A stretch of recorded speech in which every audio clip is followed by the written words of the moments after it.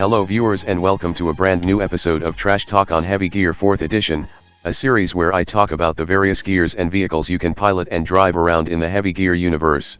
In this episode, I will be talking about the Utopian walkers, and the many drones they have, but first, a little background. Utopia, if you have paid any attention to how I talked about Heavy Gear universe, you probably already figured out that this place sucks the most ass from its name alone.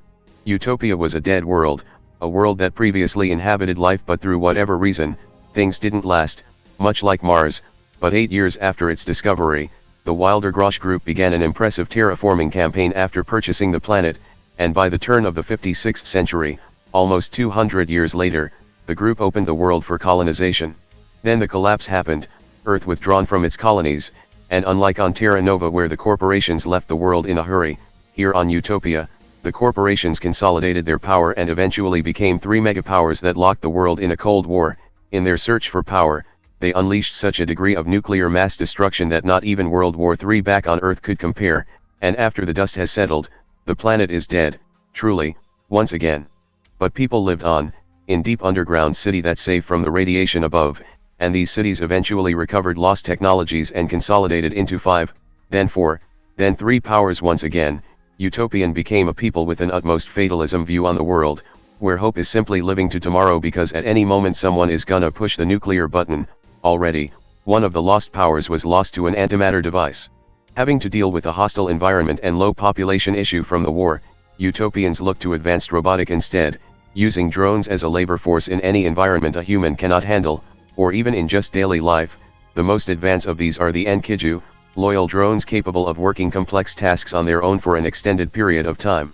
And so despite the nuclear war that ravaged the planet, Utopian kept on warring with each other, until a new arrival has appeared. With Steelgate being currently the largest and most powerful state on the planet, Ceph backed them up, and with a few couple thermonuclear persuasions, Utopia was placed under full control of Steelgate. All nations are given a voice within a unified governing body, under Steelgate. But, as Utopians soon realized, they aren't free. The Ceph occupation has brought great economic prosperity, and Utopians can take to the void once again, but the resource and soldiers of their planet was shipped off the planet to a foreign front, and though Ceph promised to terraform the planet back to its beauty again, they aren't doing much, if at all, to it. To those that opposed the occupation, they are simply bidding for time, and wonder if their new allies can be depended on, if at all. Utopia is yet another one of the invader factions on Terra Nova. Ceph got their laser, Caprice got their spider walker.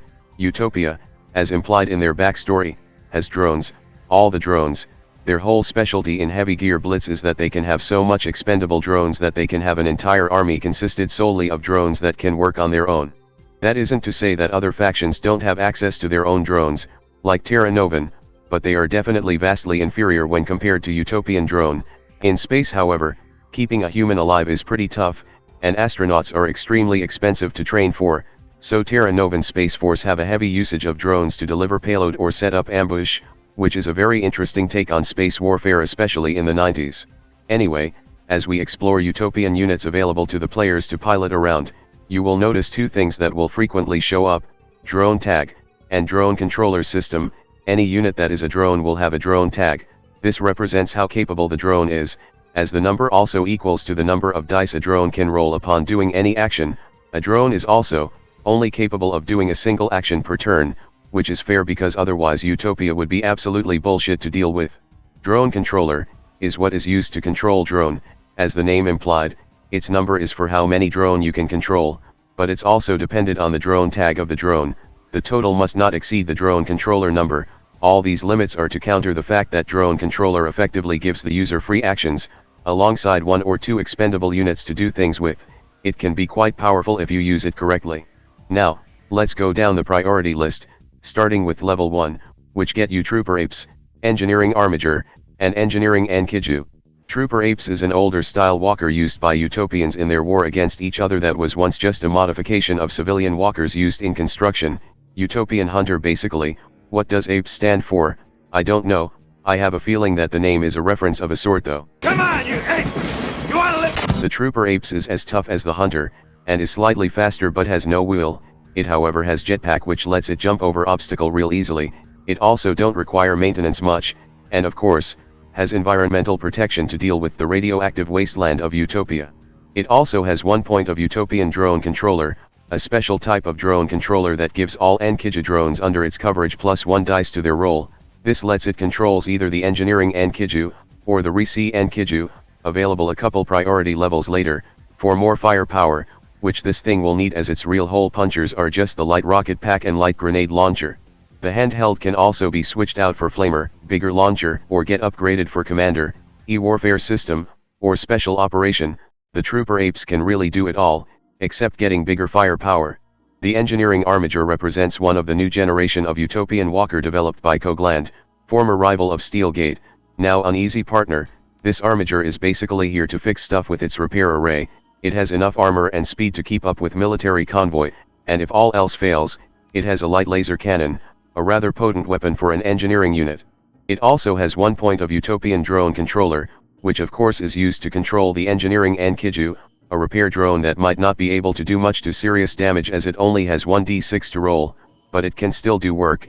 Even has a mine layer variant which speaks much of how much Utopia is trying to keep casualty rate down.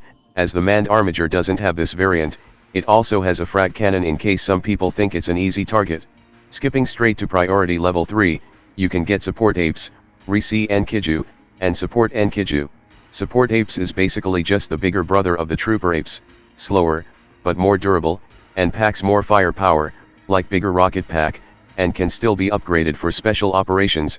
It also has 2 points of Utopian drone controller, letting it controls either 2 Risi Ankiju or 1 support Ankiju.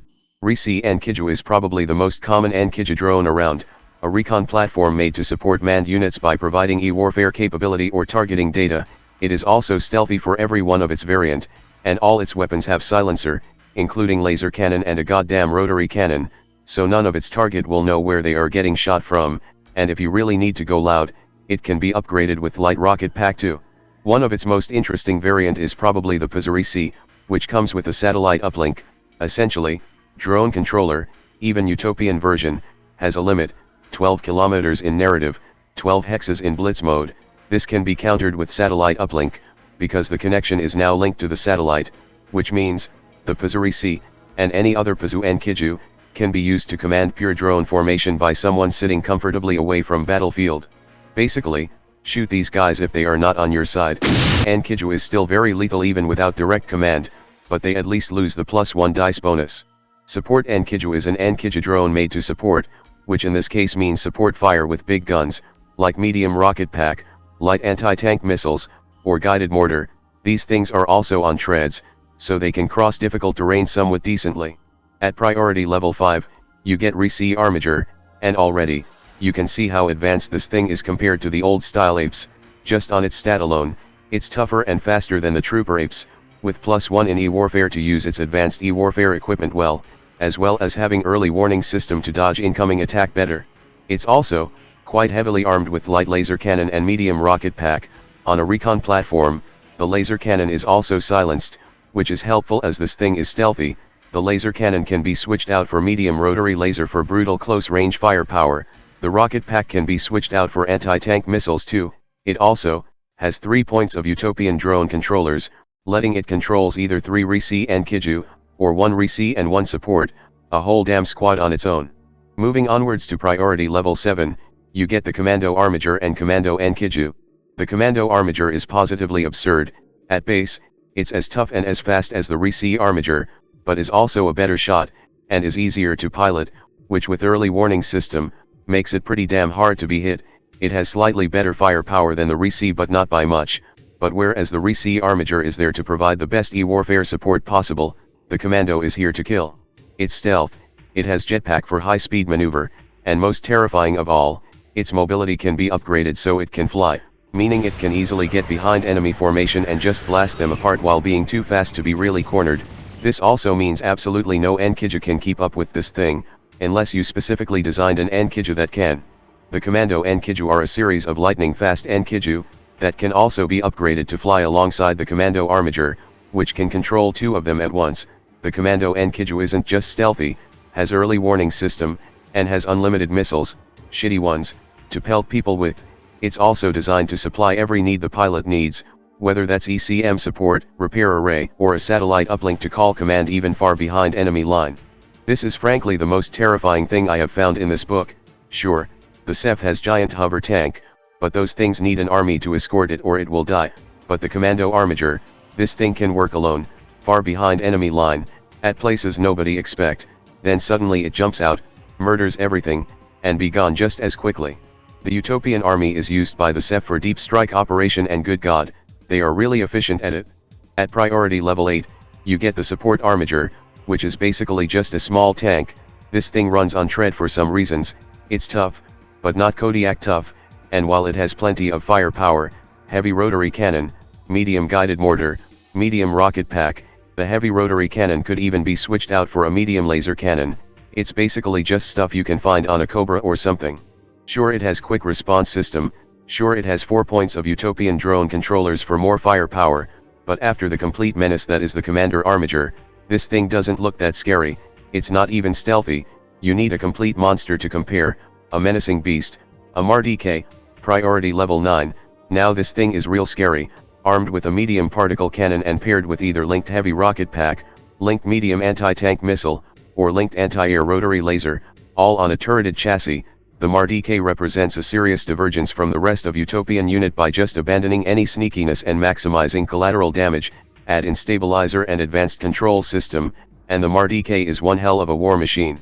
But that's not all, because the MAR-DK has 5 points of Utopian drone controller, letting the pilot command a small drone army, or, it can order around another MAR-DK with drone 5 tag. As a reminder, the drone number also represents how many dice the drone can throw around, which means the drone MAR-DK is as capable as some of the best pilot in the entire galaxy in shooting, dodging, and other things, outside of a Utopian drone network. In one, it will literally be the best of best. The MAR-DK can also get a satellite uplink upgrade, which means, you might not even be sure if the lone MAR-DK you have spotted has an actual pilot or not, because it fights just as well as one and you will never know, until you crack open that cockpit, if it has one. I just found it very funny that while the SEF is the main bad guy faction, it's the Utopian that gives me the most amount of nightmare fuel, just from the possibility alone. I guess now would also be a good time to mention that Utopia also has giant auto tank. Just as a reminder, this is still very much a work in progress for a future supplement. At priority level 10, you can find the Gilgamesh. The Gilgamesh is a gigantic auto tank with an interchangeable ass, for either simple rear defense with 2 medium rotary cannons, or a repair bay that can transport 4 Enkiju or an Armiger. In terms of firepower, it's less than that of the SEF Overlord, with its biggest gun being an Apex precise heavy particle accelerator, and having ballistic guns for defense, but in terms of actual useful capability, the Gilgamesh has it beat, capable of providing powerful e-warfare support, transporting a squad of Enkiju, conducting field repair, and providing a huge amount of indirect fire support. It is truly an on-field moving base, serving the same role as the Terra Novan land ship but in a smaller and more decentralized scale. And that's basically it on the Utopia, the drone-heavy army with a preference of stealth or blow up everything with nothing in between. Next up, Eden, Chivalry. That's all for now, and I will see you all next time. Hello there, if you like this video, please subscribe and click that notification bell button. If you want to see the videos early as well as further support my channel, you can join in my Patreon page, or buy me some coffee, links in the description. Anyway, have a nice day.